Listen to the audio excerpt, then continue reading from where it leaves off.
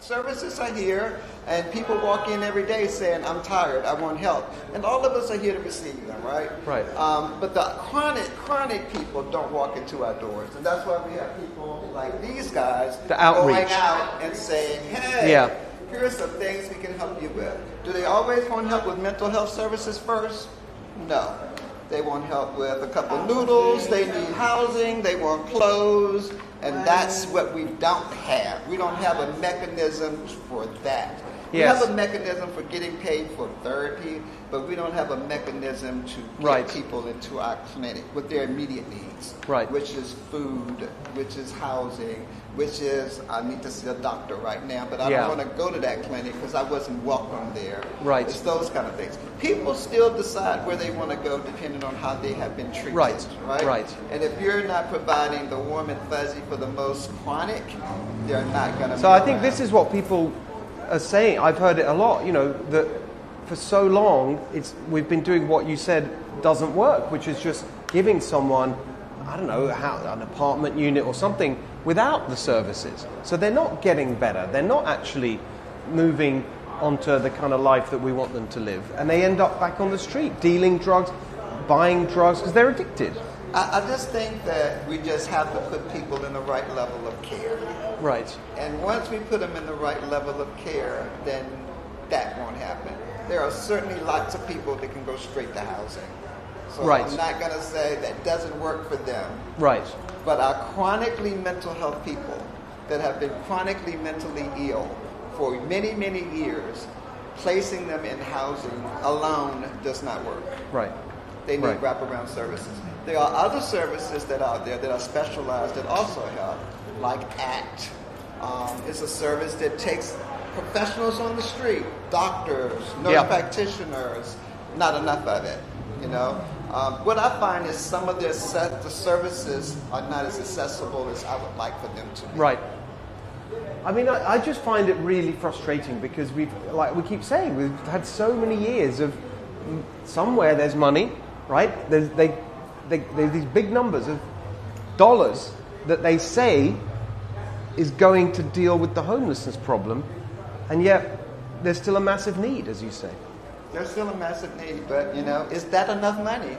The question is it going to the right place? Big amount of money. Is that enough money? I guess is the right question. Or is it going to the right place? Or is it going to the right place? Or who are the players that are getting this money? The next question is, who are the players that are getting the money? Right. Well, I believe the money is going somewhere. Well, what do you think is the answer to that question? I think that if any provider is out here serving clients, that they should be heard, and the government should know what they need, and they should be trying to help them. Yeah, I think there's a lot of. I think a lot of programs are inaccessible. There's things that I would like to do here that I can't do. It's not accessible for me to do, and there's so many channels. Do you think it's to do with? Look, I don't want to put you in an awkward position, but I really won't. No, I really mean it. So please say whatever you're comfortable saying. But I'll just tell you what you hear, and you can react to it. Which is that there's one of the problems is you've got this thing, and people call it the homeless industrial complex, and it's this. There's a bit of there's a bit of corruption going on. Honestly, people with connections, and it's organisations, and some of them are developers that get them up in. And it's going to people with the connections, and it's not necessarily going to people who are actually helping at the street level. That could be a thing. Okay. No. Honestly, don't. Let's leave it there. Let's leave it there. It was great to meet that there are lots of places that are ready and willing to help, right? Well, I can see that. Thank you, guys. Thank you very much. Good to see you. You too. By the way, I'm talking to people. You're the mayor? I'm not the mayor. I tell you what, if I was the mayor, you wouldn't be having these problems. No, I'm the mayor. I'm not the mayor. This is not Mayor Bass. Mayor Bass is not him. I'm definitely not Mayor Bass. Mayor Bass. I'm going to show you a picture pretty good. I'm not Mayor Bass. Who told me that was the mayor? Oh, that's hilarious. Okay. The next governor. Exactly. You must be Christopher Mack. Great to see you guys. must be Thank you. Christopher Mack right here. Thank you. Where's that going to be played at? How you doing? How you doing? Steve. How you doing? Good to see you. Just don't let him put me on camera right Okay, he doesn't want to be on camera. Okay. How you feeling? I'm good.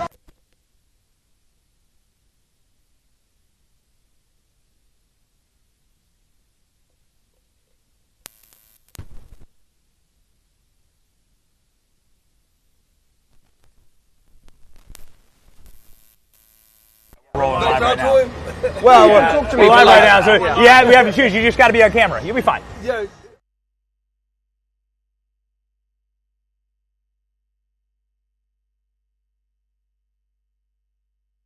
23 years. Yeah. And what have you been doing? What have I been doing? I've been doing community outreach. Community outreach. So you go to the streets, and what happens? Just tell people what happens. When I go to the streets, let's first say I observe an ecosystem. Let's also say that you will not get a solution to a situation unless you define it appropriately and correctly. Okay. And so the definition for this has been, it's off. That's why you don't get any results. And what is it like to help a person to thrive rather than just manage? Right. And so if you got a situation and if you got something that you're just helping somebody to manage, then you go eking day to day. But you're really not still telling the truth. And so one of the narratives that came out about this is that this is a substance use and mental health. Yes. But that's just a part of society as a whole. Right. I would ask one question. Does Beverly Hills have mental health? Does Beverly Hills have substance use? Yes. You'd have to say yes. So why is it this condition is not in Beverly Hills? Because it's not economically deprived. It's not economic poverty. So when you look at this condition, you have to come with a different definition. Right. So this is a social economic condition brought on by policies and politics of people with means. It has its roots in abject poverty. And in that poverty, you have a situation and a condition that has to be, that changes the narrative. And Yeah. the narrative is, what is a human being and what is his worth? So now we're in a humanitarian crisis. I mean, you can we see have it. We have not decided what it is to be a human being and what is the worth and the value of a man. I want to ask you, like, that pathway to get from what we see here to what we would want for everyone, which is an independent life where you're working, you've got your own place to live, you just, a regular life for people. Like, why isn't that happening? People seem stuck. Because we don't acknowledge what it means to be. People are looking for autonomy. What is that? Autonomy means that the person wants governance over his own life. He wants to be sovereign in his own life. Yeah, I totally agree with we that. cannot acknowledge that, and then we try to work towards that. We're not going to get there. It's always because somebody wants to rule somebody else. But what about people having, compassion and care for one another so they have a good community? There is a place over here off of Broadway. It's called the Skid Row Museum, John and Henriette. They are denying them funds, but they actually brings the social construct to this place to be one of caring and nurturing and artistic value. Yeah. And so they're right over there on Broadway and Second. It's the Skid Row Art Museum. They engage with the public. This place didn't become a community until the people kept saying, this is a community, this is a community. But if you don't treat it like a community, you're going to continue to get this. But what it was a dumping ground. It was dumping off of human bodies that didn't want to be accepted in society. Period. A dumping ground. And nobody wanted to come and say anything. Yeah. So Spoke up about the dead body you felt. Well, you found a dead body. I've seen dead bodies all, like in 2005, I'm walking down the street, and this is what speaks to humanity. A man is laying there dead, and people are just passing by. You understand? So It's just totally degrading of human dignity. that's what it because is. we're not defining the human essence of what we are as human beings.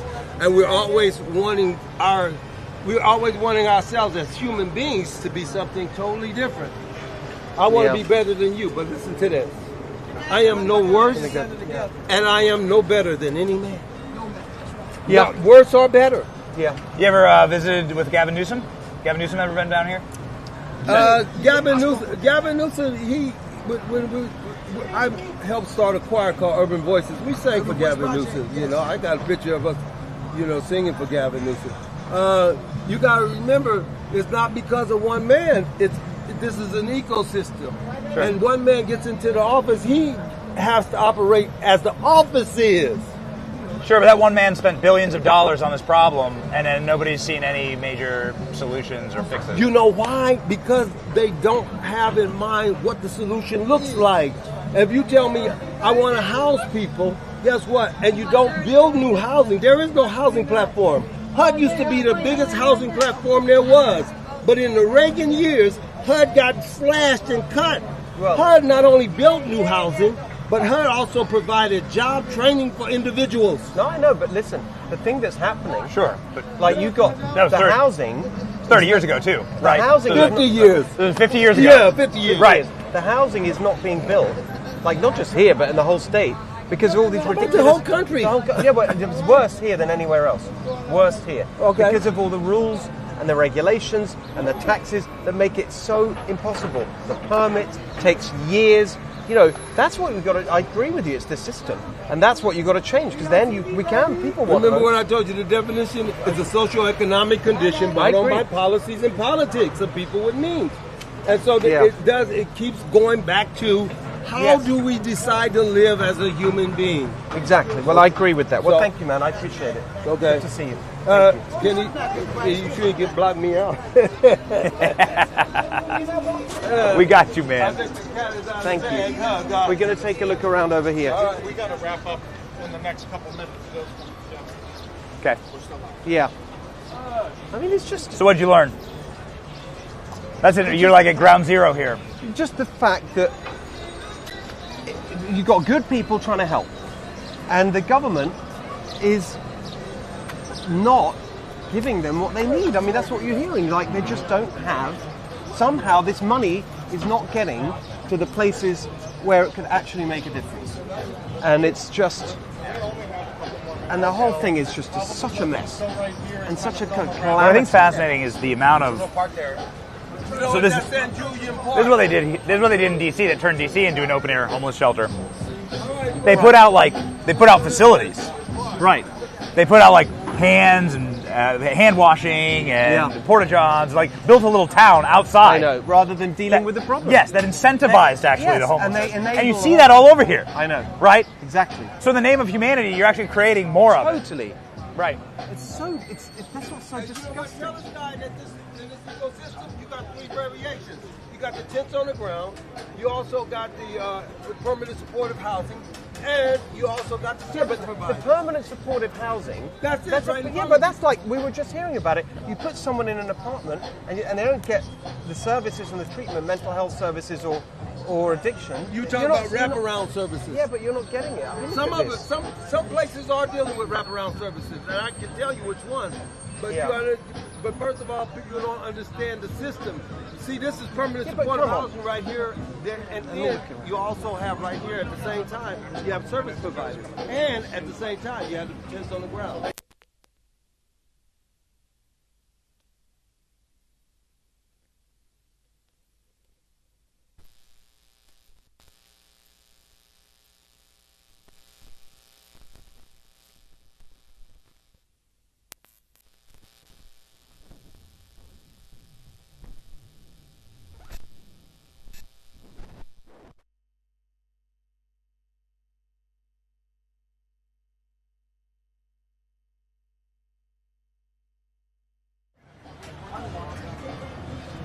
Well, listen.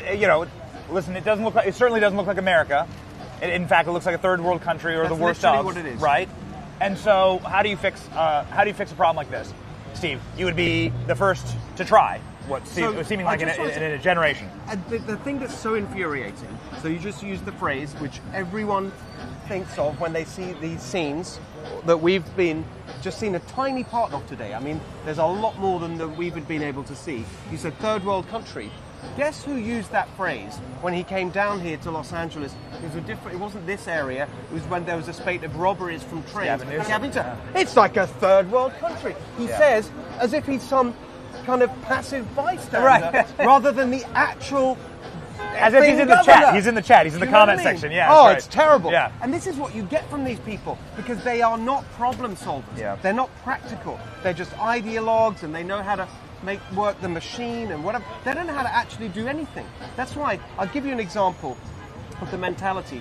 Karen Bass, I think we talked about it the other day. Karen Bass makes some announcement about rebuilding the other side of the city, devastated by the fires. She says, I just signed an executive order streamlining permitting to rebuild in LA. And then you look at the actual announcement, it's not that at all. She said, I signed an executive, this is her words, I signed an executive order tasking agency heads with developing paths forward to blah, blah, blah. That's what it's all been like for 15 years of this one-party rule. Yeah. It's bullshit like that, right? And they think they're doing something when they kind of set up some process and a committee and a whatever. But this is still here, and that's still here. And these people are still living in this squalor that is totally avoidable. You just got to clean it up, get people the help that they need, and just have the will to do it. The will to do it. I want to throw down for my people in the state of Florida, which also has a nice climate, very sunny all year long. You could totally camp outside if you wished to camp outside. Exactly.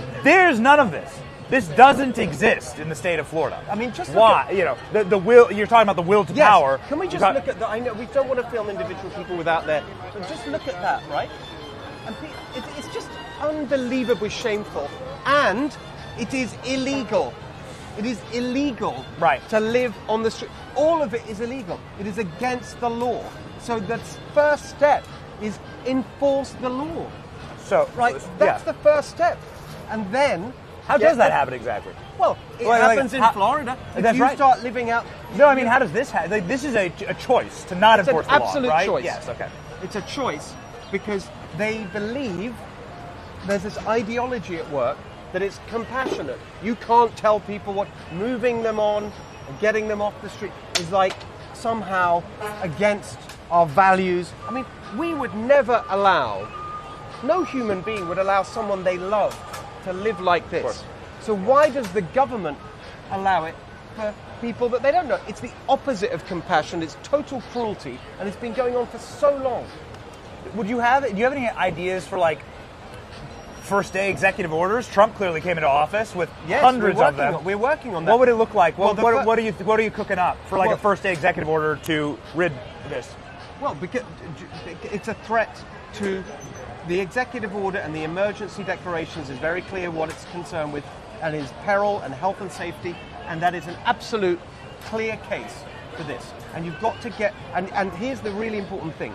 You can build the shelter that people need, clean, where they can get the services quickly and cheaply.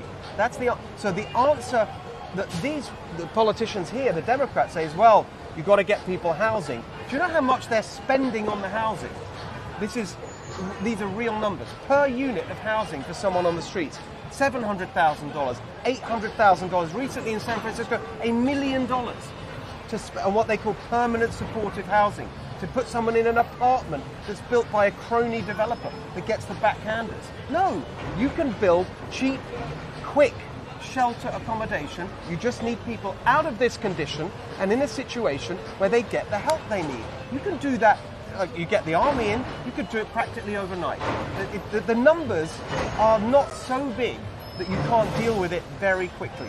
So you've got to, day one, enforce the law and get that shelter built, and that's the first step. This is a big question that I think Florida answered. Actually, can I make another point? Please, it's a very important point on shelter, right? Please. People will say, well, we already have shelters. It's true. We were talking to some people last week in San Francisco. The current shelters that are run are a disaster. They're filthy. They are dangerous. People get attacked. There's crime. There's drugs inside the government runs shelters. And the real problem is they're putting everyone together. Doesn't the government fund the drugs? This is what I've heard. Is that there's I haven't this looked into that. payment of like And they- safe drug use, and But so they're okay for safe drug use. They like Oh yeah, have exactly. safe use. Injection sites, all that's Hearing part that of all the- day yesterday, That's yeah. part of the philosophy. Yeah. And so the point is they're putting everyone together. A single parent with her kids who's like fallen on hard times, along with a sort of 25-year-old mental health patient who just who's psychotic and needs drugs, all together in the same place.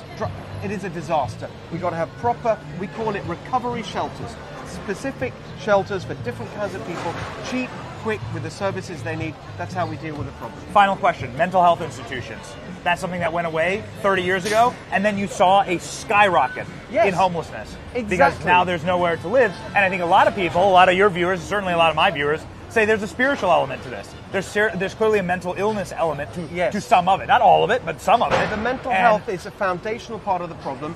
And again, we have this totally old-fashioned thinking, from the 60s, shut down the mental institutions. Yeah, one flew over the cuckoo's nest. Yeah, exactly. Yeah. But it's totally ridiculous. And in fact, Medicaid, which reimburses local government for mental health services, has a rule that you can't, it's called the IMD rule, that you cannot have any mental health facility that gets Medicaid reimbursement if it has more than 16 beds, which makes it impossible to do this properly.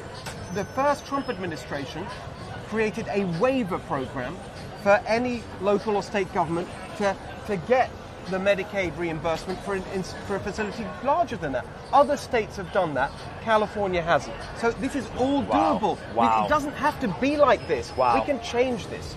Check out the stats. We'll let you know in the chat stream. Check out the stats. It's incredible. It's a 1-to-1, a perfect 1-to-1. They closed down the mental health institutions and homelessness exploded at the exact same rate. The exact same delta. It flipped. So that was a major, major issue. Thank you, Steve. Thank you, man. Good to be with you. This Appreciate it. is incredible. Very Thanks few for being people with would us. ever